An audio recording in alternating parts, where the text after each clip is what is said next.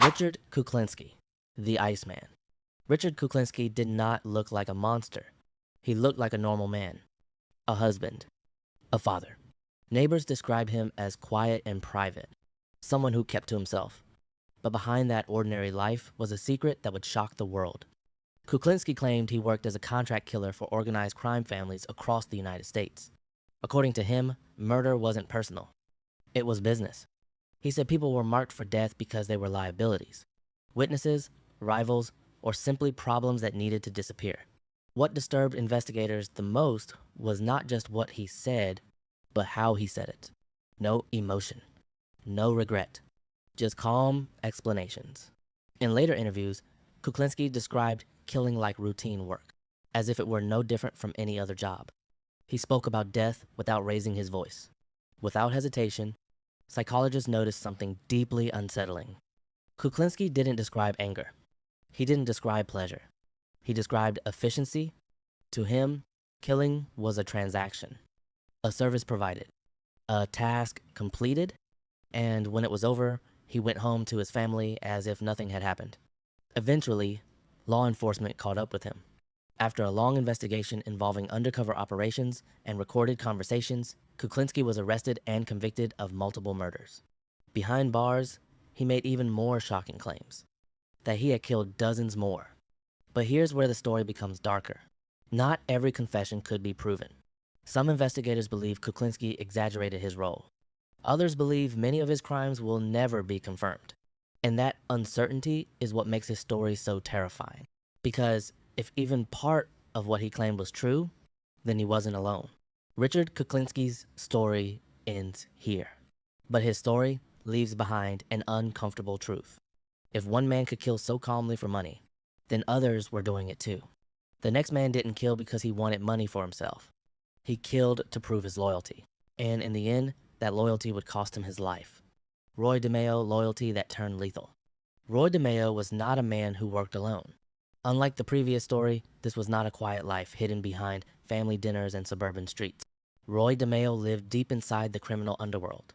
He was connected to one of the most powerful organized crime families in the United States, and his reputation was built on one thing: reliability. When orders came down, Roy DeMeo delivered. No questions, no hesitation. For him, loyalty was not symbolic. It was proven through action. DeMeo was not always handed envelopes of cash and vague instructions. Many of his killings were orders passed down through criminal hierarchy. They were contracts written in loyalty, not paper. Someone talked too much. Someone became a risk. Someone crossed the wrong person, and DeMeo was sent to handle it. What made him dangerous was not just violence. It was obedience.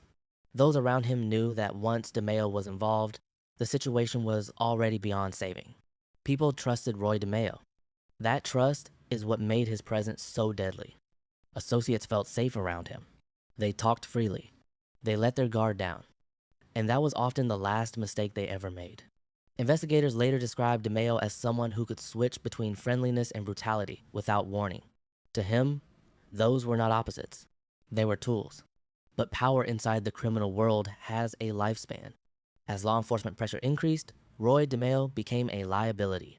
Too violent, too well known, too risky to protect. The same loyalty he had shown for years was no longer returned. In the world DeMeo served, usefulness mattered more than history. Roy DeMeo was eventually murdered, not by rivals, not by police, but by the very organization he had worked for. Roy DeMeo's story ends here. His life reveals a brutal truth about contract killing inside organized crime. Money is not the only currency. Loyalty is. But loyalty has an expiration date. The next man understood that, and used it to survive. He killed for criminal organizations. And then made a decision that would change everything. Sammy Gravano understood the rules of the criminal world better than most. He knew about loyalty. He knew about silence.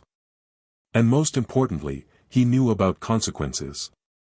Gravano rose through the ranks of organized crime not by chance, but by usefulness. He was an enforcer, a man trusted to carry out the most serious orders. And for years, he did exactly that. Unlike others, Gravano was not driven by fear or blind loyalty. He was practical. He knew that every order he carried out brought him closer to power. And closer to danger. Over time, he became deeply involved in contract killings carried out for criminal leadership.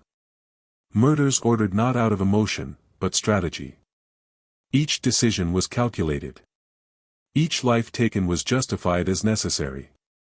But Gravano never believed the system cared about him. That belief would later save his life. As law enforcement pressure increased, Gravano saw the signs others ignored. Arrests. Surveillance. Betrayals. He realized something chilling. In this world, loyalty protected you only until you became inconvenient. Gravano knew that when the time came, the same organization he served would sacrifice him without hesitation.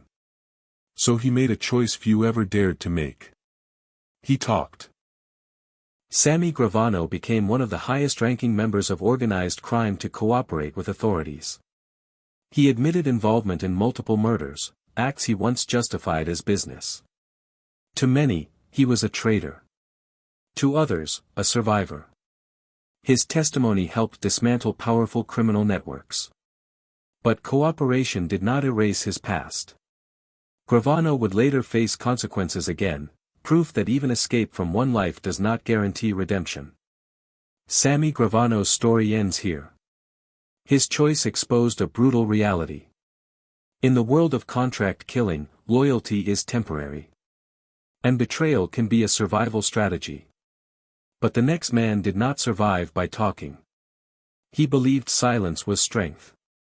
Until the law decided to test that belief. Charles Harrelson, when the law became the target. Charles Harrelson did not grow up dreaming of power or influence. He drifted through life, moving from job to job, never staying in one place for long. But somewhere along the way, violence became his currency.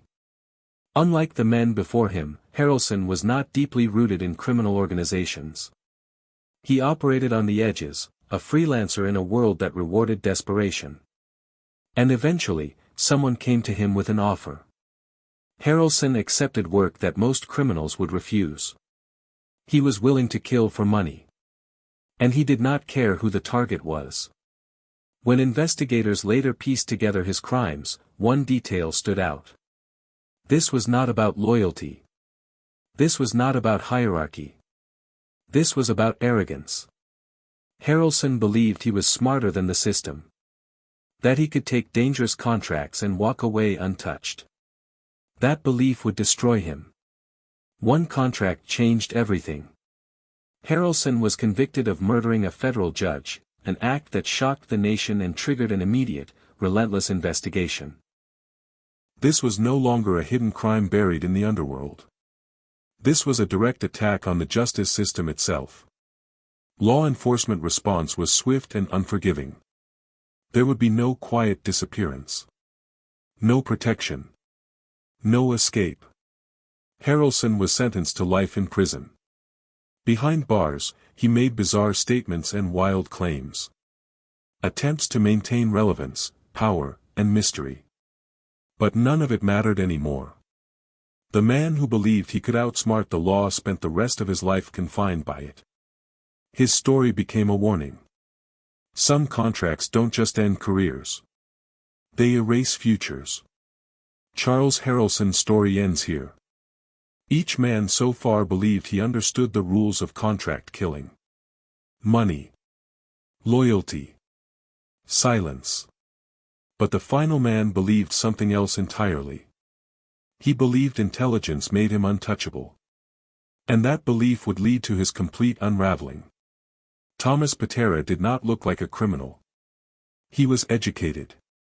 Soft-spoken. Analytical. People who met him did not see danger. They saw discipline. But beneath that calm exterior was a man deeply embedded in organized crime, someone who believed intelligence made him superior to everyone around him. Including the law. Patera was associated with a powerful crime family, where he carried out contract killings with precision and detachment. Unlike others, he did not rely on fear or chaos. He relied on planning. Every move was calculated. Every decision was deliberate. Those who worked with him later described him as methodical, someone who treated murder like a problem to be solved rather than a crime to be feared. That mindset made him effective. It also made him reckless. Patera believed he could control every variable. But the one thing he underestimated was exposure.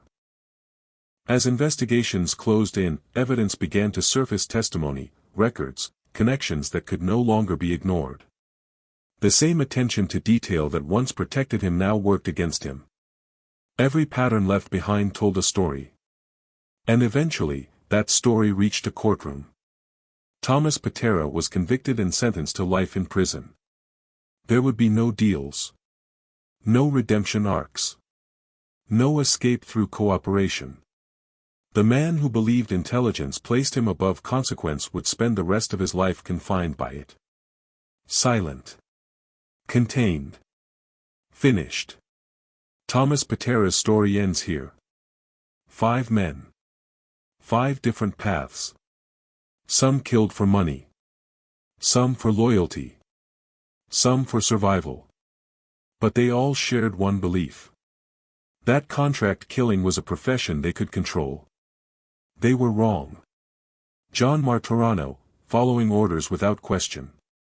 So far, every story has shown power, money, and ambition. But John Martorano represents something colder. Obedience. Martorano was not a boss. He was not a strategist. He was an enforcer.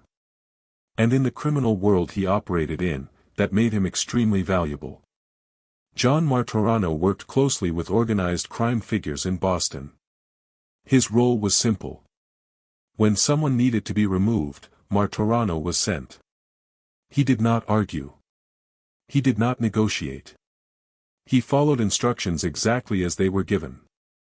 Later, investigators would say that Martorano treated murder like an obligation, not a choice. That mindset allowed him to function without hesitation. And without hesitation, people died. What separated Martorano from others was his silence. For years, he carried out killings and never spoke about them. No interviews. No confessions. No attention. He blended into everyday life. That silence protected him longer than most. Friends and associates described him as calm and unemotional, someone who never appeared dangerous. And that made him even more effective. Eventually, the pressure became too much. As law enforcement investigations expanded, Martorano was arrested and charged in connection with multiple contract killings. For the first time, the man who had survived by saying nothing was forced to speak. And when he did, the scale of his involvement became clear. Years of violence. Years of obedience. Years of death carried out quietly. John Martorano's story ends here. His life proves that contract killers don't always seek power. Some seek instruction. And the next man took obedience even further. Becoming so violent that even criminals feared him. Joseph, the animal, Barboza, when violence became uncontrollable. Up to this point, the killers we've covered followed rules. They listened. They waited. They acted when ordered. Joseph Barboza was different. He didn't just carry out violence. He embraced it. And that made him dangerous to everyone around him. Barboza earned his nickname for a reason. Inside the criminal world, his name alone created tension. Not because he was quiet. But because he was unpredictable. He worked as an enforcer and contract killer, often connected to organized crime figures who needed problems removed quickly. But Barboza didn't know when to stop. Violence was not a tool for him. It was an instinct. That lack of restraint would define his life. Even among criminals, there are limits. Barboza crossed them. Associates began to fear him almost as much as law enforcement did. His actions drew attention. His behavior created risk. And in a world that survives on secrecy, attention is fatal. Eventually, the same people who once relied on Barboza began to distance themselves from him. He was no longer an asset. He was a liability. Barboza made a decision few before him had survived. He cooperated with authorities. His testimony exposed deep connections between organized crime and contract killings. It shook entire criminal networks.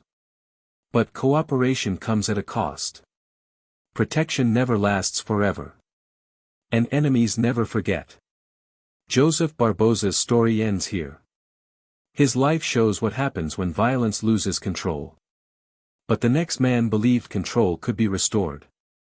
Through fear, paranoia, and absolute dominance. And that belief would consume him completely. Anthony Gaspipe Casso, power fueled by paranoia. Anthony Casso did not trust anyone. Not allies. Not associates. Not even those who worked directly under him. In his mind, betrayal was inevitable. And the only way to stay alive was to strike first. Casso operated at a high level within organized crime, where contract killing was not just a tool, it was a strategy. Unlike others, he didn't simply order hits when necessary. He used them to control people. Fear kept everyone in line. Anyone who seemed disloyal was removed. Anyone who asked too many questions became a target. Over time, Casso's paranoia grew. And with it, the violence escalated. Casso believed eliminating threats would protect him. Instead, it isolated him. Associates became afraid to speak. Information stopped flowing. Mistakes multiplied. The same fear he used to control others began to close in around him. Law enforcement noticed the chaos. And once attention arrived, paranoia could no longer protect him. Casso was eventually arrested and sentenced to life in prison. Even behind bars, he remained defiant, convinced betrayal, not justice, had destroyed him. But the truth was simpler. Power built on fear always collapses. And when it does, it takes everything with it. Salvatore Vitali, blood loyalty isn't protection. Salvatore Vitali was not an outsider. He was family. In the criminal world, that distinction matters. Blood ties are supposed to mean trust. Protection. Permanence. Vitali believed that being connected by blood made him untouchable. He was wrong. Vitali rose through organized crime with a sense of entitlement. He believed loyalty flowed naturally through family bonds. As an enforcer and decision-maker, he became involved in contract killings approved at the highest levels. To him, these were not crimes. They were responsibilities. Obligations carried out in the name of loyalty. But unlike others, Vitali underestimated how quickly family loyalty dissolves under pressure. Vitali knew everything. Orders. Names. Connections. And knowledge is dangerous. As investigations tightened, that knowledge turned him into a liability. The same people who once protected him began to see him as expendable. For the first time, Vitali felt vulnerable. And vulnerability forced a choice. Vitali cooperated with authorities. His decision shocked the criminal world. Blood ties had been broken publicly. But cooperation did not erase his past. It only preserved his future. Vitali survived, but at the cost of everything he once believed in. Salvatore Vitali's story ends here. His life proves that even blood loyalty has limits. And the final man believed something even more dangerous. That the truth itself could be rewritten. Frank Sheeran, Truth, Lies, and a Dying Confession. Frank Sheeran's story is different from every other man in this video. Not because of what he was convicted of. But because of what he claimed. Sheeran presented himself as a loyal soldier. A man who followed orders. A man who did what was asked and never asked why. For decades, he lived quietly, rarely drawing attention. Until the end. Late in life, Frank Sheeran made a series of shocking confessions. He claimed he had worked as a contract killer for organized crime. He claimed involvement in multiple murders. And most famously, he claimed responsibility for the disappearance of a powerful labor leader. But here is the critical detail. These claims surfaced after most witnesses were gone. After evidence had faded. After the truth could no longer be tested. Investigators and historians remain divided. Some believe Sheeran told the truth, finally releasing a burden he carried for decades. Others believe he exaggerated, reshaped, or even fabricated parts of his story. What makes Sheeran's case unsettling is not certainty, but doubt. If he lied, then why? And if he told the truth, why wait until it no longer mattered? Frank Sheeran was never convicted for the crimes he claimed. He died leaving behind questions instead of answers. And in the world of contract killing, uncertainty is sometimes more disturbing than proof. Because it means some truths may never be known. Frank Sheeran's story ends here. 10 men. 10 different paths. Some were loyal. Some were violent. Some were calculating. Some were silent. But all of them believed contract killing was something they could manage. Control. Survive. They were wrong.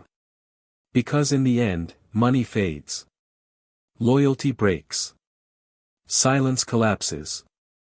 And every contract, no matter how secret, comes due.